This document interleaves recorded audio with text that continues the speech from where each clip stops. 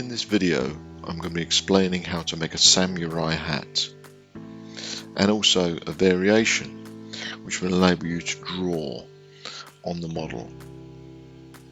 Finally, you'll be able to make the model on a size that will fit most people's heads.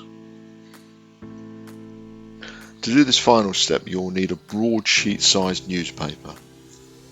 For the other models, you'll need a square of paper, ideally white on one side and coloured on the other. For the first fold, we'll start colour side down, and we're going to fold this point to the point above, which is a diagonal fold. To make sure we have an accurate fold, roll your paper over the point below until you can see no white paper.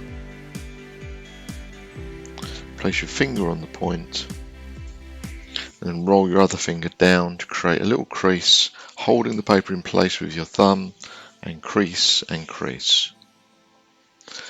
And provided you've accurately located the point here, these 2 points will be accurate. Next fold is to take this point and fold it to the top. And be careful to make sure the paper doesn't pucker when we do this, so just avoid puckering by just doing this to the paper here and do a sharp crease. Similarly on this side, take the point to the top and try to obtain an accurate crease here and fold. Sharp creases are valuable in most origami models, and you just reinforce with your nail. Now I'm going to rotate the paper round and take this point and now fold it to the top. So again, avoid the paper puckering and crease. We're now going to do the same the other side.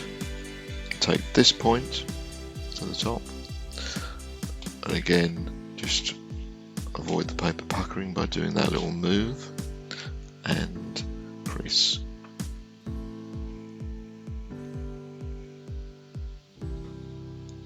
I'm now going to take this point and fold from this point, which is as far as it will go, over at an angle.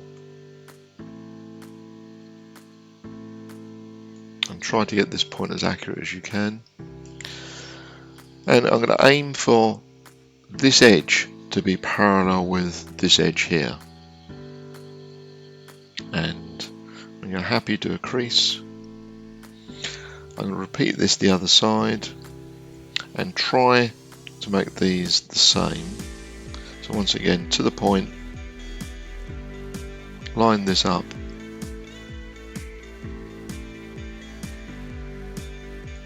again, so this is parallel to this, and then do a crease.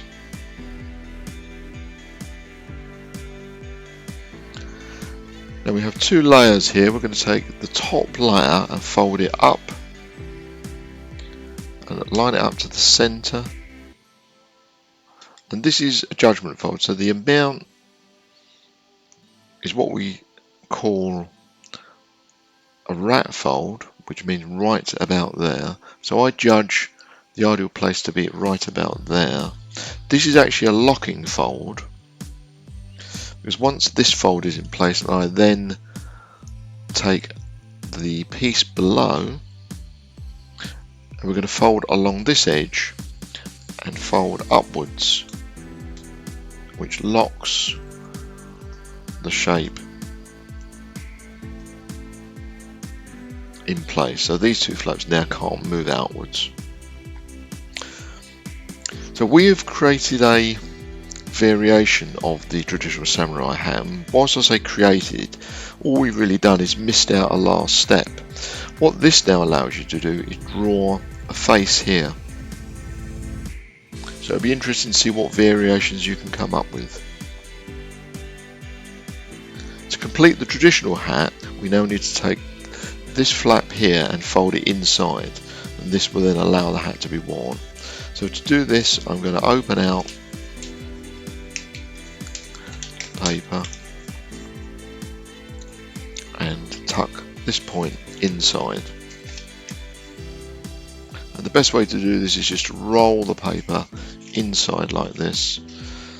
So you create some tension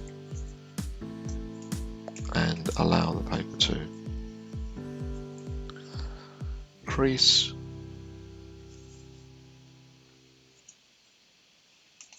And there we have our completed samurai hat. Now there is a variation we can carry out on the hat. So if we squash the model, making sure that we squash it and fold the points.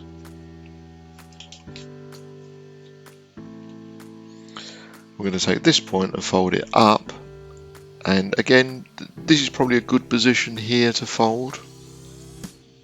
So again, it is a judgment, you don't have to fold it in that position. So we fold this up.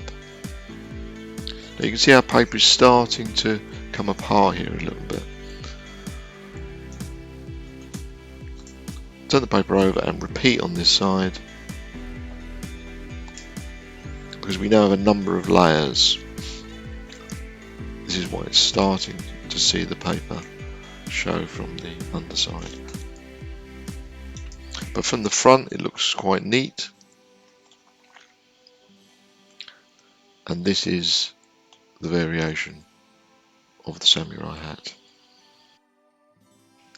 One final variation that we can carry out is to swivel the paper at this point here. So the angle is changed. And do the same on the other side. And we then create this look for the hat.